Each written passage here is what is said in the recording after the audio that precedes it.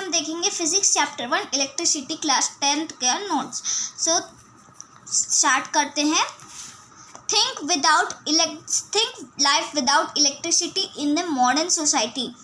Is it possible to survive without electrical energy in the world of technology? Since we are science students, so it is necessary to understand the basic concept behind the word electricity. मतलब कि क्या ये possible है, हम सोच सकते हैं without electricity की हमारी लाइफ अभी मॉडर्न सोसाइटी में क्या ये पॉसिबल है सर्वाइव करना इलेक्ट्रिसिटी के बिना, जबकि अभी वर्ल्ड में इतनी टेक्नोलॉजी हो गई है तब भी, जबकि हम साइंस स्टूडेंट्स हैं तो हमारे लिए जानना बहुत ज़रूरी है बेसिक कॉन्सेप्ट वर्ड इलेक्ट्रिसिटी के पीछे का क्या है। The next topic is charge which is denoted by small letter of Q, and it is very small particles present in the atoms. In an atoms, it can be either negative electron nor positive proton. ठीक है। Then column is the SI unit of charge represented by C. Then next is net charge which is denoted by capital Q, total charge मतलब। Then electric current net charge is equivalent in the charge combined in nearly electron 6 into 10 to the power 18। ये I का मतलब है current, sorry current है, I का मतलब है current. Then if Q is equal to 1 C is equal to 1.6 into 10 to the power minus 19 C, negative charge of electron N is equal to Q upon E। then value put करना है, answer आ गया 6 into 10 to the power 18 electrons. अब next topic देखते हैं।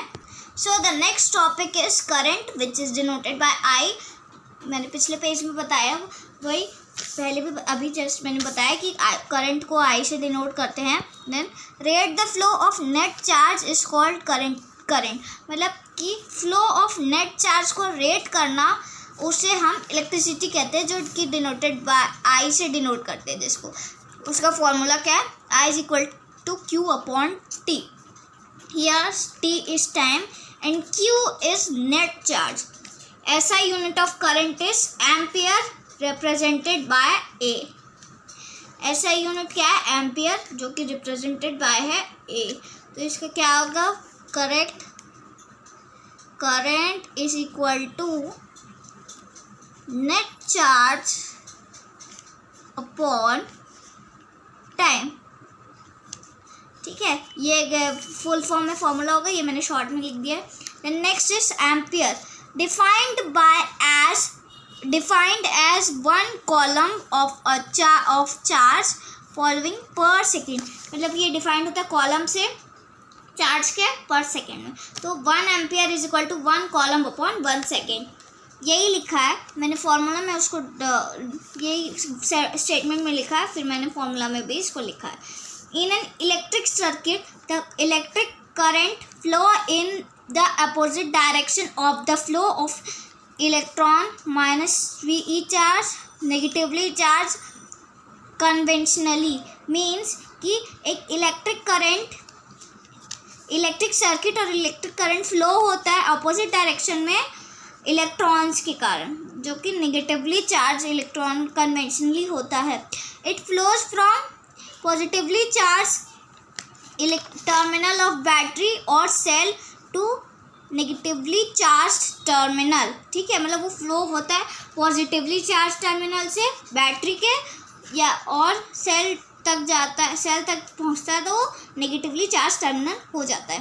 Then small quantity of current are expressed in, small quantity current का express होता है MA milli ampere is equal to, इसकी वैल्यू कितनी होती है 10 to the power minus 3 ampere. And UA मनी micro ampere, this is denoted, इसकी value क्या होती है 10 to the power minus 6। ठीक है, नेक्स्ट देखते हैं ammeter. So what is ammeter, it is an instrument used to measure the electric current in a circuit. मतलब एमीटर एक ऐसा इंस्ट्रूमेंट है जो यूज़ करते हैं मेजर करने में इलेक्ट्रिक करंट को सर्किट के अंदर। ये वो ऑलवेज कनेक्टेड रहता है सीरीज में। ठीक है, एम ए सर्किट पे हमेशा कनेक्टेड रहता है, M A circuit milliampere, ठीक है। It represented by the symbol A, वो ए सिंबल से रिप्रेजेंट करता है। इन एन एक इलेक्ट्रिक सर्किट में वो ए सिंबल से रिप्रेजेंटेड रहता है और इसका रेजिस्टेंस लो रहता है, इट हैज़ लो रेजिस्टेंस। ये देखो, ये एम्पियर का डायग्राम है, ये ए से डिनोट हुआ है, ये नेगेटिवली चार्ज है और ये नेगेटिवली चार्ज है और ये पॉजिटिवली चार्ज है। ऐसे एम्पियर का डायग्राम बनाना है पेपर में भी। जहाँ आप एम्पियर का डेफिनेशन लिखोगे एम मीटर का, तो ये एम मीटर का डायग्राम आपको बनाना है। अब नेक्स्ट देखते हैं electric circuit. So what is electric circuit? It is a closed path along with an electric current flowing. मतलब कि एक क्लोज्ड पाथ है किस विद इलेक्ट्रिक करंट के साथ जहाँ पे फ्लो होता है।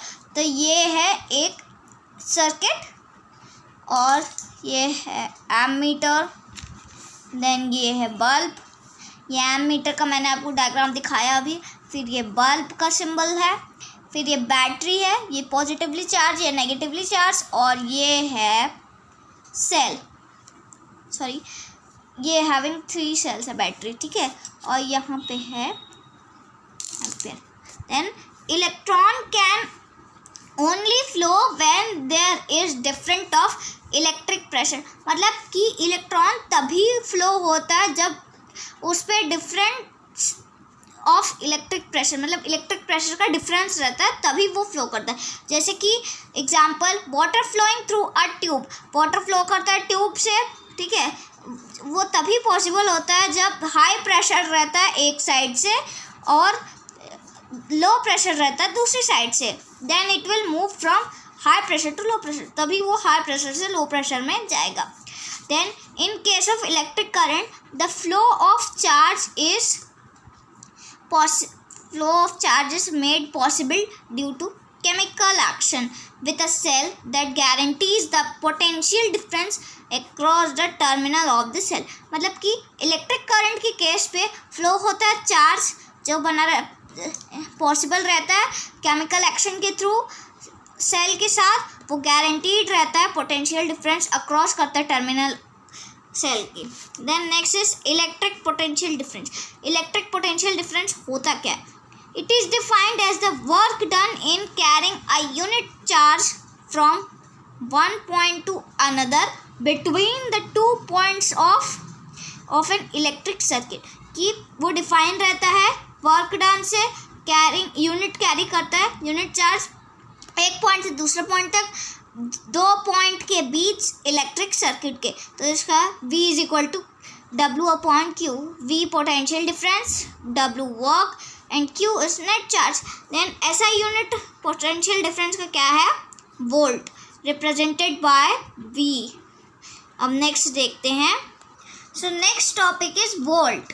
When 1 joule of work is done to carry 1 coulomb of charge from one point to another of a current carrying conductor, then the potential difference is said to be 1 volt। ठीक है, जब वह 1 joule work done रहता है, carry करता है एक column को ऑफ चार्ज के एक पॉइंट से दूसरे पॉइंट तक करंट कैरी करता है कंडक्टर को, तो पोटेंशियल डिफरेंस हो जाएगा 1 वोल्ट। सो फॉर्मूला क्या है? 1V is equal to 1 joule upon 1 coulomb. तो इसको हम अगर फुल फॉर्म में लिखें तो होगा 1 volt is equal to 1 joule upon 1 coulomb ना। अब नेक्स्ट है वोल्ट मीटर। वोल्ट मीटर जैसे एम मीटर है सेम वैसे वोल्ट मीटर भी है। ये देखो उसका डायग्राम, सिर्फ एक ही जगह V लिखना है, बाकी पूरा सेम डायग्राम है। अब इसका डेफिनेशन देखते हैं। It is an instrument use to measure the potential difference and represented by the symbol V। मतलब ये यूज़ होता है इंस्ट्रूमेंट यूज़ होता है मेजर करने में पोटेंशियल डिफरेंस को, और रिप्रेजेंटेड बाय V सिंबल से रिप्रेजेंटेड रहता है, ठीक है, इलेक्ट्रिक सर्किट में, ठीक है। वो ऑलवेज कनेक्टेड रहता है parallel across the points between which the potential difference to be measured. यहाँ पे मेजर करना होता है वो पैरेलल रहता है वहाँ पे इसका हाई रेजिस्टेंस रहता है, एमीटर का लो रेजिस्टेंस, इसका हाई रहता है, और एमीटर पैरेलल नहीं होता है, एमीटर सीरीज में कनेक्टेड होता है और वोल्ट मीटर पैरेलल में, बस यही डिफरेंस है। और इसके डायग्राम में उस पे ए से डिनोट होगा और यहाँ पे वी से डिनोट होगा। So next is symbols for some commonly used instruments in the circuit diagram. Circuit diagram में जो symbols यूज होते हैं उसको देखते हैं वो क्या होता है। ये symbol positively charge, negatively charge, ये है सेल और सिंगल रहता है तो ये सेल, और ये ग्रुप में है जैसे पॉजिटिवली नेगेटिवली चार्ज तो ये बैटरी है। So this is cell, this is battery and this is key और switch, open key, open switch है, ठीक है। इसे ऐसे भी रिप्रेजेंट कर सकते हैं, ऐसे भी कर सकते हैं, ठीक है। And this is close switch, this is close switch, इसे ऐसे भी डिनोट करते हैं, ऐसे भी डिनोट करते हैं, ठीक है। Then next is joint wire, joint wire is, this is joint wire. Then wires with no joint, जिस वायर का कोई भी जॉइंट नहीं रहता वो ऐसा दिखता है। अब नेक्स्ट देखते हैं बल्ब का symbol. See this is the symbol of bulb, मैंने सर्किट डायग्राम में आपको दिखाया था, ये बल्ब है, एमीटर का ए, अभी एमीटर और वोल्ट मीटर के डेफिनेशन में मैंने बना के दिखाया था, तो ये एमीटर का और ये वोल्ट का। Next is George Simon Ohm, physicist थे ये, जो थे 1787 से 1854 तक। तो उन्होंने क्या लिखा है, वो क्या founded the relationship between the current flowing through a conductor, potential difference across the terminal of the conductor using the circuit diagram. मतलब कि उसने फाउंड किया रिलेशनशिप बिटवीन करंट जो फ्लो कर रहा है कंडक्टर से और पोटेंशियल डिफरेंस में अक्रॉस करना है टर्मिनल के थ्रू कंडक्टर में सर्किट डायग्राम से, ठीक है। तो उन्होंने ये फाउंड किया। तो ये सर्किट डायग्राम है, देखो ये है एमीटर, ये कंडक्टर, ये बैटरी, ये स्विच और ये फिर से conductor. Then in this circuit diagram ये रेजिस्टेंस है, ये वोल्ट मीटर, एमीटर, बैटरी और ये स्विच, ये है resistance. In this circuit diagram we come across the new symbol, हमने न्यू सिंबल से इंट्रोडक्शन हुआ, तो एक रेजिस्टेंस है और एक रियोस्टेट है। ये देखो ये है रियोस्टेट, वेरिएबल रेजिस्टेंस, वेरिएबल का रेजिस्टेंस, और ये है resistance which is denoted by R, ठीक है। अब नेक्स्ट है Ohm's law. He stated that the electric current flowing through a conductor is directly proportional to all the potential differences. मतलब कि उन्होंने स्टेट किया कि इलेक्ट्रिक करंट जो फ्लो हो रहा है कंडक्टर के थ्रू वो डायरेक्टली प्रोपोर्शनल है पोटेंशियल डिफरेंस है across its ends provided the temperature remain constant. मतलब उसके एंड तक प्रोवाइड करता है वो जिससे कि टेम्परेचर उसका कांस्टेंट रहे। तो ये जो सिंबल है ये आपका डायरेक्टली प्रोपोर्शनल का, तो volt V is directly proportional to I and V is equal to IR, where R is the proportionality constant for the given metal। जहाँ R proportionality constant है मेटल जो दिया हुआ उसके लिए, टेम्परेचर जितना गिवन है उसके लिए, और वो रेजिस्टेंस में रहेगा। Graph between V and I is always straight line. So next topic is resistance. It is the property of a conductor that opposes the flow of current। मतलब कि ऐसी प्रॉपर्टी होती है कंडक्टर की जो अपोज करती है करंट के फ्लो को, और वो रिप्रेजेंट करते हैं R से, और उसका सिंबल ये होता है जैसे मैंने सर्किट डायग्राम में आपको दिखाया था। ऐसा unit of resistance is ohms, और this symbol, this is the symbol of ohm. See this, it is very easy. Then what is 1 ohm? The resistance of a conductor is said to be 1 ohm. मतलब कि resistance का जो conductor होता है उसको 1 ओम बोलते हैं जब पोटेंशियल डिफरेंस अक्रॉस करता है कंडक्टर को और 1 वोल्ट को, तो करंट फ्लोइंग होता है, करंट फ्लो होता है थ्रू 1 एम्पियर हो जाता है। तो V is equal to IR, then R is equal to V upon I, 1 ohm और this 1 V upon 1 A. Voltmeter, ammeter, current, resistance. ठीक है. Then next is rheostat. As we know that V is equal to IR, 1 is equal to VR. Shows that current through conductor resistor is inversely proportional is its resistance. मतलब कि inversely ये show कर रहा है कि ये inversely proportional है, directly नहीं है, इनवर्सली प्रोपोर्शनल है. सो टू इंक्रीज और decrease the current accordingly to in the circuit a component is use is called rheostat. वो जो कंपोनेंट यूज करते हैं वो है रियोस्टेट. ठीक है, जो रेगुलेट करता है करंट को विदाउट अपनी पोटेंशियल डिफरेंस को चेंज करते, और वो रिप्रेजेंट करते हैं उसको RH से, जो जिसका सिंबल ये, और मैंने सर्किट बना के भी दिखाया था. ठीक है, वो कंडक्टर है, लेस रेजिस्टेंस है उस पर. ठीक है, फिर उस पर ज़्यादा करंट फ्लो करता है. ठीक है. Then next is factors on which resistance of a conductor depends. So यहाँ पे 3 फंक्शंस है जिस पे रेजिस्टेंस का कंडक्टर डिपेंड करता है. तो फर्स्ट इज उसकी लेंथ पे.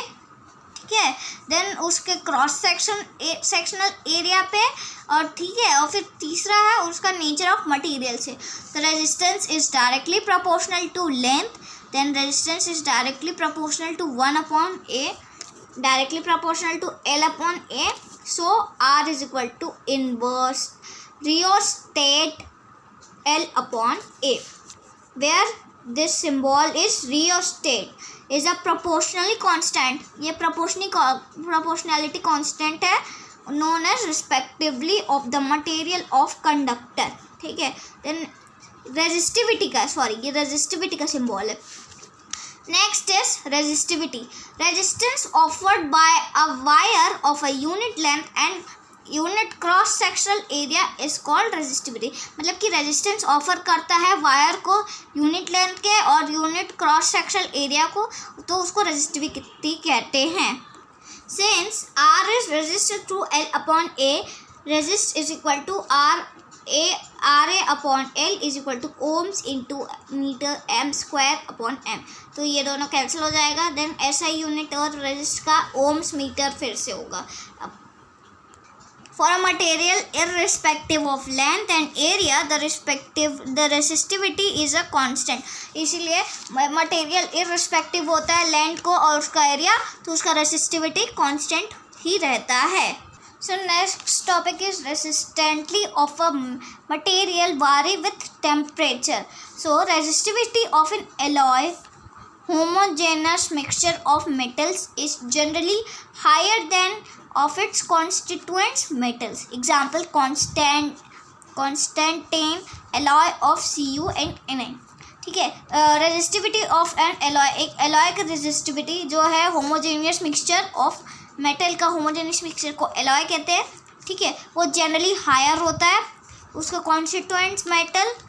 एग्जाम्पल, वो कांस्टेंट रहता है एलॉय. ठीक है, then alloy have high resistivity and do not oxidized readily to high temperature. मतलब कि एलॉय का हाई रेजिस्टिविटी होता है और वो ऑक्सीडाइज नहीं होता हाई टेम्परेचर पे. For this reason they are commonly use in electrical heating. इस रीज़न के कारण वो सिर्फ इलेक्ट्रिकल हीटिंग के लिए यूज़ करते हैं उसको डिवाइसेस पे, जैसे कि electric iron, heater, toaster etcetera. ठीक है, example tungsten as filament of electric bulb. Then resistance in series, maximum effective resistance है ये. ठीक है, let us take 3 resistance R1, R2, R3 that are connected in series in a circuit. Circuit diagram में देखो, ये current है, ये resistance 1, resistance 2 and resistance 3. Voltmeter 1, voltmeter 2 and voltmeter 3. And this is battery and this is switch. Diagram अच्छे से देख लिया. ना ओम्स लॉ क्या कहता है, V is equal to IR. ठीक है, इस फॉर्मूला के बेसिस पे हम सॉल्व करेंगे. Current flowing through the resistance in series will remain same. मतलब कि जो करंट फ्लो हो रहा है रेजिस्टेंस के थ्रू सीरीज के साथ, वो सेम ही रहेगा.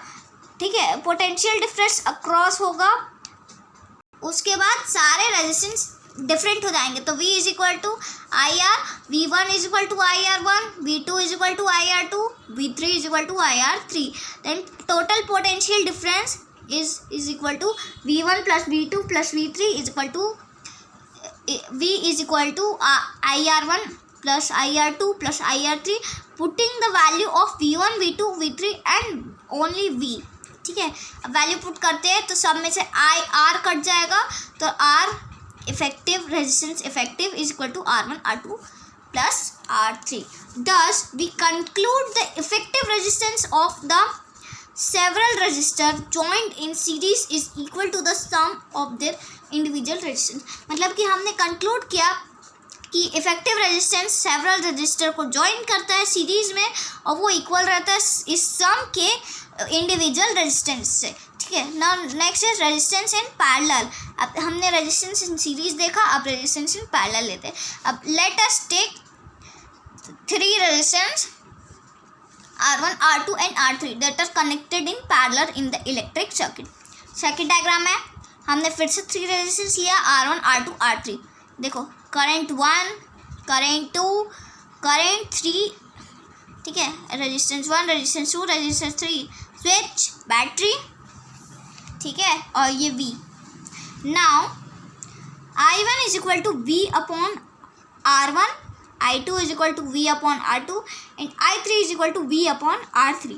Total current I1 plus I2 plus I3, substitute the value I1, I2 and I3 and only I। अब नेक्स्ट देखते हैं क्या सम निकलता है। सो हमने वैल्यू पुट किया तो V कैंसिल, तो बचा क्या, फिर से मोर रेजिस्टेंस मोर मोर इफेक्टिव आ गया। ठीक है, so we can conclude that the reciprocal of total effective resistance of the several register connected in parallel is equal to the sum of the reciprocal of the individual resistance. Reciprocal हो गया, equation आ गई है, फिर से effective. Then disadvantages of series connection in on electric circuit, मतलब disadvantages अब बताना है। 2 डिसएडवांटेजेस हैं सीरीज कनेक्शन में। ठीक है, in this series connection if any of the component fail to work the circuit will break and then none of the component, example TV bulb fan, will work। मतलब कि series connection में कोई भी component fail हो जाता है काम करने से सर्किट पे, ठीक है, तो सर्किट टूट जाएगा। ठीक है, और कोई भी कंपोनेंट काम नहीं करेगा, टीवी बल्ब फैन कुछ भी नहीं काम करेगा। देन सेकेंड इज ये काम नहीं करेगा, तो डिसएडवांटेज है ना। So second is it is not possible to connect a bulb and a heater in series. मतलब कि ये पॉसिबल नहीं है कि बल्ब और हीटर को साथ में कनेक्ट सीरीज पे कनेक्ट करें, क्योंकि they need different value of current, क्योंकि दोनों का डिफरेंट वैल्यू है करंट का। ठीक है, ऑपरेट प्रॉपर्टी डिफरेंट है, तो ओवरकम होता है प्रॉब्लम यूज पैरेलल। मतलब ये प्रॉब्लम ओवरकम होती है कि सीरीज ठीक नहीं है, हमें पैरेलल सर्किट ज़्यादा यूज़ करना चाहिए। Then heating effect of electric current. अब इसका फ्लो चार्ट देखते हैं। So this is the flow chart. ये मैंने फ्लो चार्ट बनाया है इसका। बैटरी, सेल, फिर इलेक्ट्रॉन, फिर मेंटेनेंस, फिर पार्ट्स, फिर रेस्ट, फिर हीटिंग करंट और फिर ये लास्ट पार्ट। पूरा देखते हैं, फिर पूरा देखते हैं। बैटरी और cell chemical reaction, it will produce potential difference at its 2 terminal. मतलब कि बैटरी और सेल केमिकल रिएक्शन प्रोड्यूस करेगा पोटेंशियल डिफरेंस 2 टर्मिनल्स में। फिर इलेक्ट्रॉन विल कम, फिर इलेक्ट्रॉन आएगा मोशन में फ्लो करने के लिए करंट को रेजिस्टेंस के थ्रू। फिर मेंटेन करने के लिए करंट को सोर्स से कीप रखेंगे एक्सपांडिंग एनर्जी बढ़ा के। फिर part of this energy is consumed, energy का पार्ट कंज्यूम्ड रहेगा और यूजफुल रहेगा वर्क के लिए, जैसे फैंस की rotating. Then rest of energy of source is converted into heat. फिर सारा एनर्जी सोर्स कन्वर्ट हो जाएगा हीट पे, जो रेस करेगा टेम्परेचर को गैजेट्स के, ताकि वो चले। ठीक है, this is known as heating effect of electric current. तो इसे हम heating effect of electric current बोलते हैं। This effect is utilize in device such as electric heater, iron etcetera. ये इफेक्टिव है यूटिलाइज करने के लिए डिवाइस में, जैसे कि electrical heater, iron etcetera. Now next is mathematical expression, इसका देखते हैं। So let us suppose that current is flowing through a resistor of resistance for the time. The potential difference across the resistance is V. Then V is equal to W upon Q. Work done is moving the change of net charge will be W is equal to VQ. Then power P is equal to W upon T. Rate of change of work done, फिर VQ into T upon T. V is equal to P is equal to VI. I is equal to Q upon T. This is our question number 1. Then heat energy supplied by the source of time, it will be H is equal to P upon T. H heat energy. P is equal to energy on work upon time. This is our equation number 2. Then फिर put करना है equation 1 को equation 2 में, फिर value put की। Then ohm's law है, V is equal to I R, ohm's law है, तो आंसर आ गया H is equal to I square R T. So this is known as joule's law. This is known as joule's law. अब next topic है, the law stated that the heat produced in a resistance is directly proportional to square of the current. Then second, directly proportional to resistance for given current. Then directly proportional to time for which current flow through resistors. So next is application of heating effect of electric current. तो दो application है। तो पहला है use in electric iron, toaster, oven, heater, etc. Then second is it is also used in bulb to produce light. Filament of bulb is made up of strong metal with high melting point such as tungsten. MPT is equal to 380 degrees Celsius. This filament can retain as much of the heat generated as possible to become very hot and emit light. ठीक है, ये है it is also used in bulb to produce light, मतलब इसको bulb में भी use करते हैं लाइट प्रोड्यूस करने के थ्रू। ठीक है, फिर फिलामेंट, बल्ब का जो फिलामेंट रहता है वो स्ट्रॉन्ग मेटल से बना हुआ रहता है, हाई मेल्टिंग पॉइंट है उसका, सच एज टंगस्टन, जैसे कि टंगस्टन होता है, ये उसकी वैल्यू है। ठीक है, और filament can retain as much as heat is generated, मतलब फिलामेंट रिटेन रहता है जब तक हीट जनरेट होता है, जितना पॉसिबल हो उतना। ठीक है, और फिर बहुत ज़्यादा गर्म हो जाता है और फिर लाइट जलती है। Then third application is it is also use in the fuse connected in an electric circuit, मतलब इसको फ्यूज कनेक्टेड इलेक्ट्रिक सर्किट भी जो रहता है उस पर भी यूज़ कर सकते हैं। Fuse a safety device protect the circuit and appliances. Fuse एक सेफ्टी डिवाइस है जो प्रोटेक्ट करता है सर्किट और एप्लियंसेस, स्टॉप करता है फ्लोइंग हाई करंट को। ठीक है, फिर wire of fuse is made up of N alloy of metal.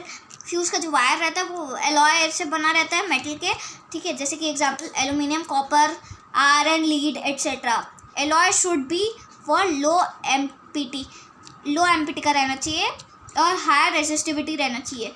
Fuse हमेशा सीरीज पे कनेक्टेड सीरीज सर्किट पे कनेक्टेड रहता है। When large current flow through the circuit, the temperature of fuse wire will increase the melt the fuse wire and break the circuit. Fuse used for donate purpose are rated as 1A, 2A, 3A, 5A, 10A etc. for various operations. जैसे example consider करते हैं एक appliance को, electric iron, ठीक है, जो consume करता है 1 किलोवाट इलेक्ट्रिक पावर। ठीक है, 220 वोल्ट के करंट से। तो फॉर्मूला क्या है, P is equal to VI। तो I को इधर कर लेंगे और फिर P को इधर कर लेंगे तो अपॉन में हो जाएगा, तो P अपॉन V फॉर्मूला नहीं तो ऐसे सॉल्व नहीं हो पाएगा ना। तो 1 kilowatt is equal to 220 volt. तो 1 किलोवाट का वैल्यू कितना होता है, 1 kilowatt is equal to 1000 watt, 1000 watt के बराबर होता है। तो ये 0 0 कैंसिल, तो इसका answer 4.54 ampere. So in case of 5A fuse is required, fuse required रहेगा. Then next is electric power. In case of electricity it is defined as the rate of change of electrical energy. मतलब जब electricity का case रहता है तो वो defined रहता है rate of change of electrical energy के थ्रू. डिस्पैच रहता है या फिर कंज्यूम रहता है इलेक्ट्रिकल एनर्जी में, डिस्पैच रहता है या फिर कंज्यूम. मैंने वही लाइन को रिपीट कर दिया, सॉरी. देन फॉर्मूला फिर से पुट किया, यही वाला V is equal to I R और V is equal to R, V is equal to I square R, V is equal to I R ohm's law है, या फिर P is equal to V square upon R. P is equal to ये भी लिख सकते हो, ये भी लिख सकते हो, और या फिर electric energy upon time, power is equal to electrical energy upon time. तो ऐसा यूनिट होगा वॉट इसका. अब नेक्स्ट देखते हैं वॉट इज 1 वॉट. 1 वॉट क्या होता है? तो defined as the power consumed by a device. इसे डिफाइन करते पावर कंज्यूम कितना होता है एक डिवाइस से जब 1A ऑफ करंट पास होता है पोटेंशियल डिफरेंस से IV. ठीक है, तो P is equal to VI. 1 watt is equal to 1 volt into 1 ampere, ये इसका फॉर्मूला है. Then last topic is electrical energy. So P is equal to E upon T, electrical energy upon time, E is equal to P into 2T, ये भी हो सकता है. ऐसा unit electrical energy का वॉट्स और जूल. ठीक है, commercial unit of energy kilowatt hour और 1 unit E is equal to P into T.